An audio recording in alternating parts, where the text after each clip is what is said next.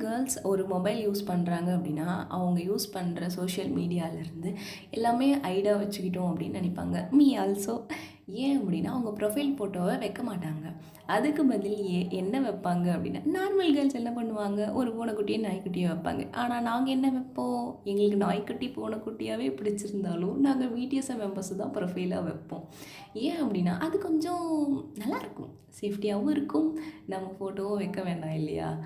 அதனால profile photo வைக்கும். ஆனா அடமொழியா நாங்க என்ன வைப்போம், எல்லாம் ஸ்மைலி கேர்ள்ஸ், கியூட்டி கேர்ள்ஸ்ன்னு வைப்பாங்க. ஆனா நாங்க என்ன army girl, BTS fan girl, fan boy don அப்படி வைப்போம். ஃபுல்லாவே பிடிஎஸோட அடைமொழியா இருக்கும். அது என்ன நாங்க வைப்போன்ட்டு அவங்களுக்கே தெரியாது. பிடிஎஸ் ஆர்மிக்கு தெரியும். ஏன்னா நான் நெறைய பார்த்துருக்கேன்.